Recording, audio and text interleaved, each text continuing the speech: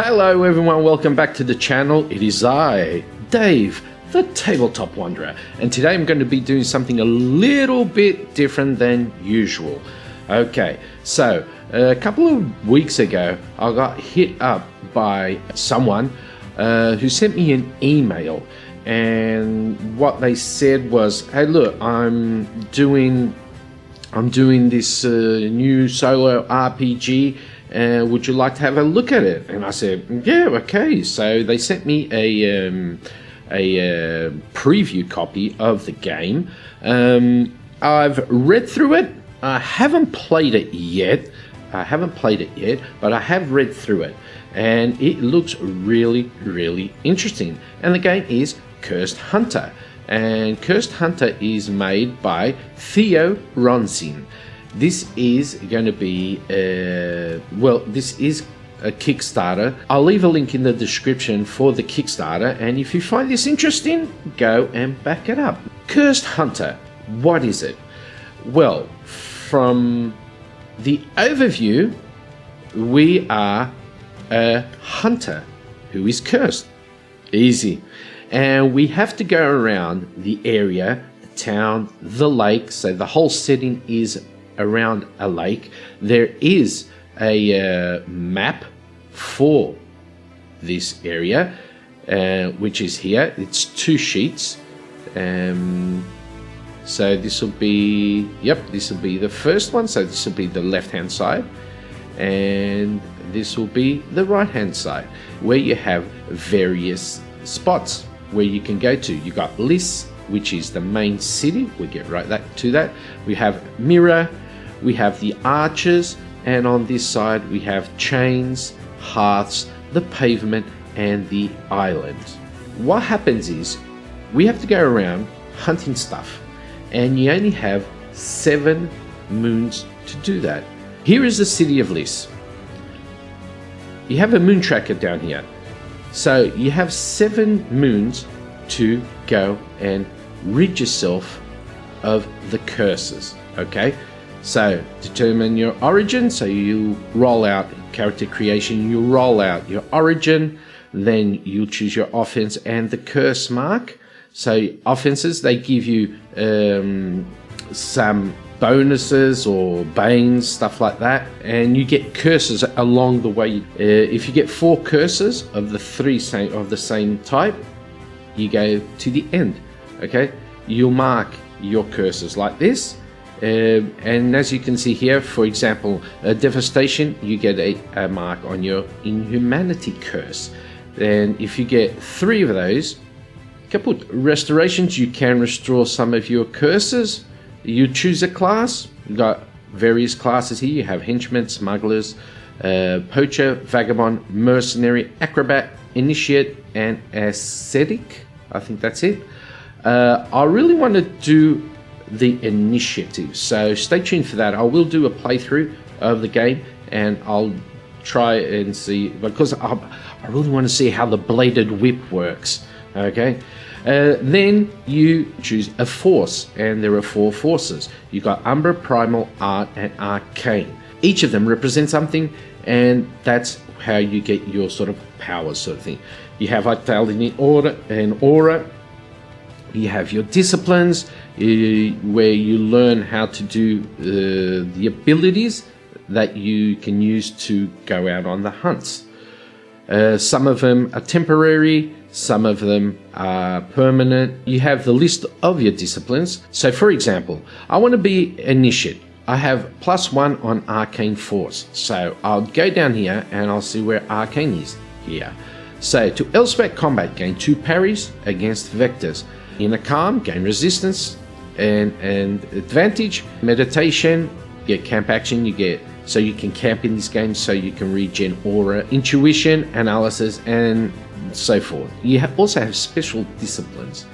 You get your equipment. There are 3 types of equipment in the game. You have your main weapon, you have your secondary weapon, and you have your armor.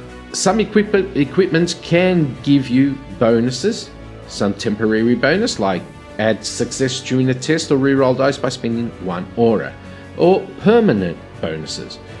You can get materials, so you can craft stuff. These are your specific equipment for your class. So I want to be whatever that was, I can't remember, and it is a bladed whip, so his weapon I will gain advantage of flash.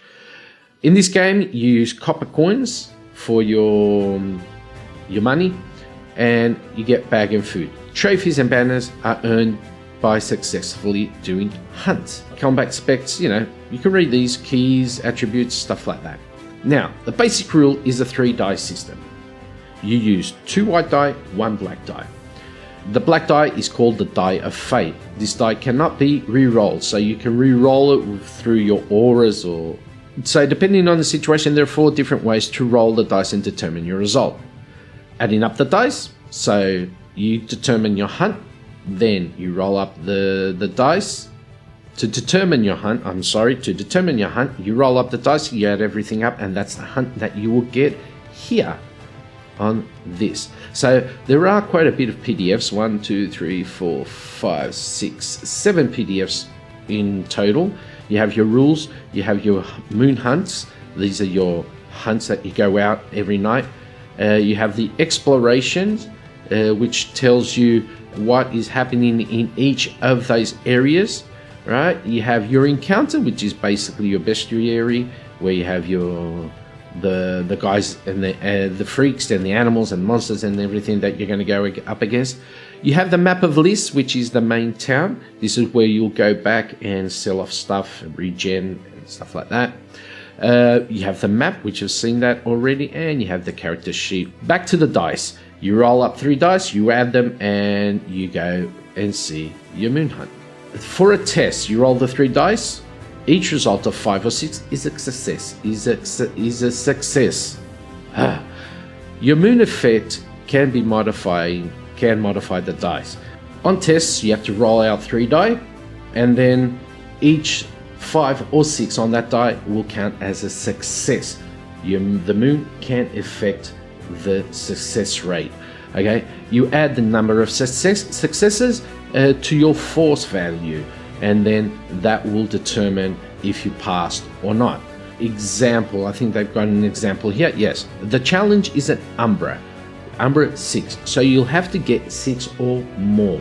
Your Umbra value is 4, so you right off the bat you have 4 Umbra already. You just need 2 successes to pass the test.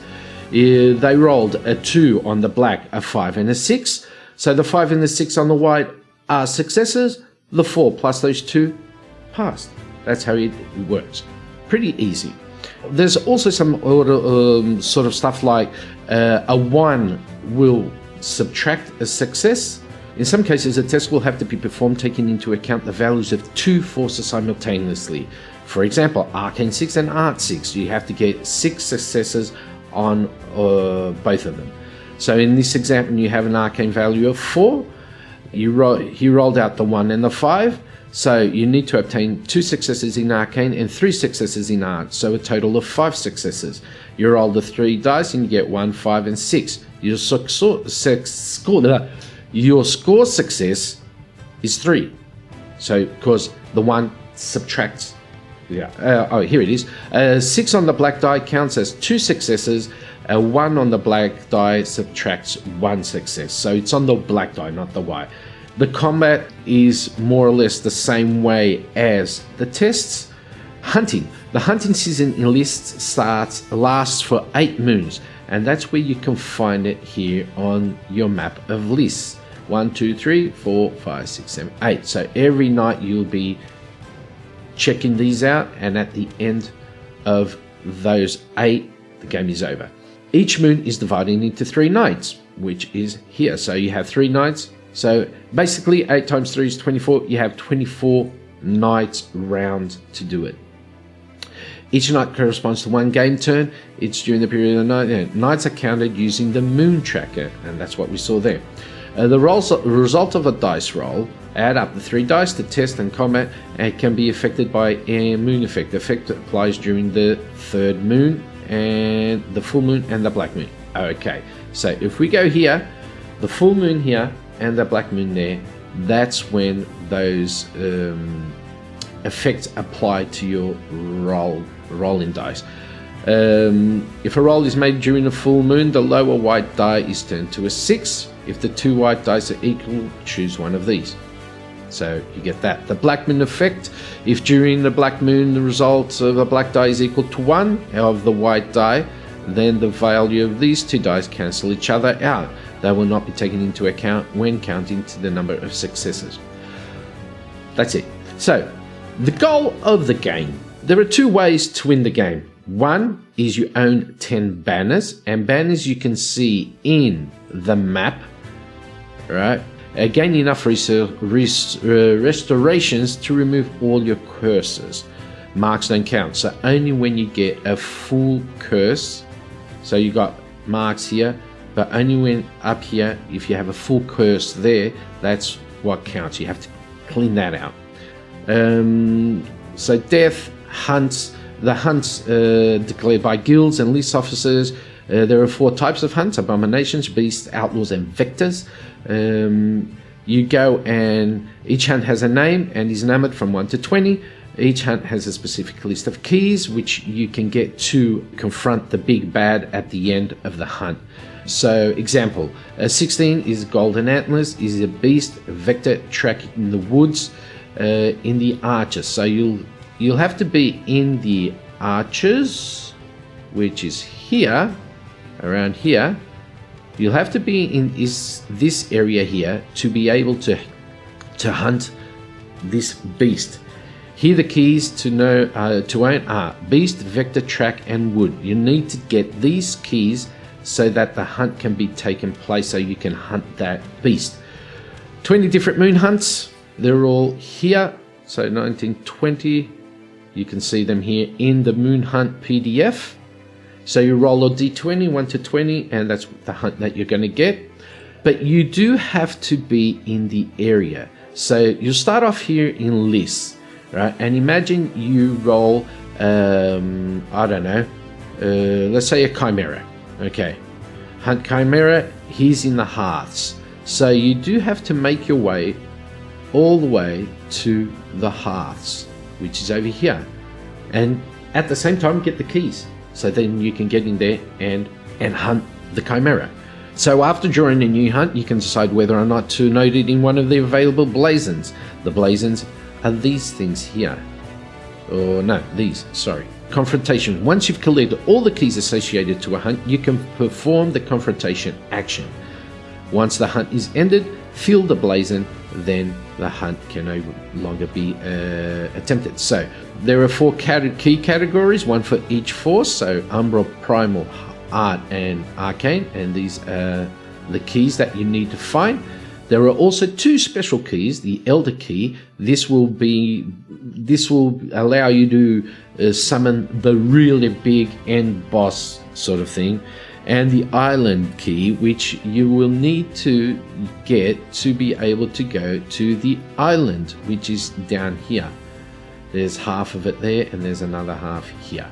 The lands, okay, we've gone through those. Lands and forces, so each land has its own specific primal force, like Primal, Arcane, Umbras, all of that jazz.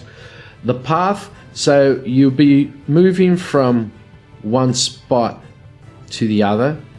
Annotation, so he has a legend key here, so you got the unexplored circle. You can explore it and you jot down what he has, and once the exploration is ended, you can just fill it out. And these are the blazons, basically the same thing. You got 7 routiers, so if you go to here, if we check out 7, that will be the moon hunt routiers, and he wrote down, okay, the number 7 routiers, and he killed it, and that's it. A crescent moon, which is no use of action, and the path. Description of lists, and then we get the turn order. So you also talks about the moon tracker, which is at the bottom of the list map, which is here. So every night you just color one of these in or tick it out, and so you know where you are. At the end of the night, tick a new box on the moon tracker, If you pass into a new moon, roll on a new hunt. You could do a camp in that and in the city or the town at least. You can do some actions. You can go exploring, and then you have your actions, exploration, and stuff like that. So an example, you spend 1 action point here. From here to here is a free movement. Yeah, each time you cross the crescent moon symbol, spend 1 action point. Okay, so that's how you do it. And free movement here, that is finished. He's got herds here, and he just moved over here, got red beard, and then you're blocked here until you can explore. It tells you how to do exploration. So in exploration, you have a couple of things that you can do to finish the exploration. You have a challenge, test, obstacle, incident, combat, stuff like that. And it goes through here on what you need to do on each of those. Using bonuses and discipline, confrontations, finds, what you can find the rumor natures, and choose a type of find that corresponds to one of the forces present on the land where you are located.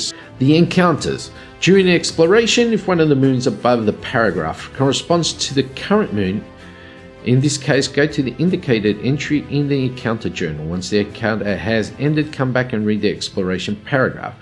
Combat, how combat works. You roll the 3 dice, you count your success, 5 or 6, add them to your force value, and if you've equaled or exceeded the required threshold, you've won. You can roll the 3 dice as many times as necessary to resolve a combat, adding your new successes to the previous one.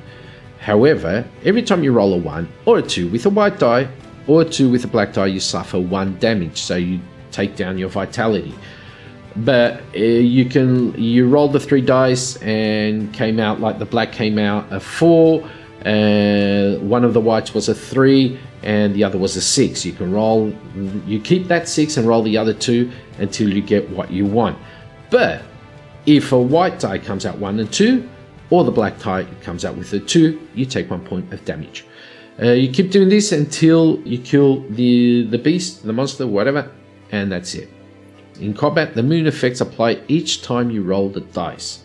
Okay, the combat table lists the opponent's name, types, and strengths. So he's got 6 Umbra, Fatality, a Putrid Hate, get a Corruption mark. So you go into your character sheet and mark one of those. He has advantage on claws, and he has resistance of distance attacks. Escapes, approach, basic stuff. Advantages, how you do advantages, resistance, and an example of combat. Okay, I'm not going to read that because you have to go and get the game. Got a curse table which shows you what each curse will do to you, and then a list of attributes. Okay, stuff like that. On the moon hunt, we've basically gone through everything, so you'll just roll out a d20 and that's the hunt that you're going to do on that night. Exploration. You roll the 3 dice, so if you get 7 or more, you go in here. That's why it starts off at 7. It will be this exploration or that exploration or that exploration or that one, up until 16 or more, and then this will be in the mirror. This will be in the arches. So each section, each spot on the map has its own exploration sheet. This is the bestiary sort of thing, your encounters, the map of lists where you have all your special places in here, the map of the lake, and your character sheet. And yeah, that's basically the game. It looks interesting. I am really interested in trying it. I will be trying it, so stay tuned on the channel where I'll be doing a playthrough of it and see if I can get all the mechanics up and running and getting into this thick skull of mine. But yeah, that's basically it.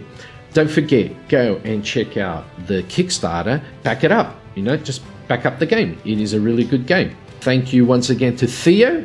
Don't forget to like, comment, and subscribe to the channel if you haven't already. I do appreciate you taking the time to watching the video, and if you haven't, go and check out the Black Flame Saga, which has finished now. You can just binge watch the 13 episodes and have a great time. So thank you once again, and I'll see you all next time. Bye bye.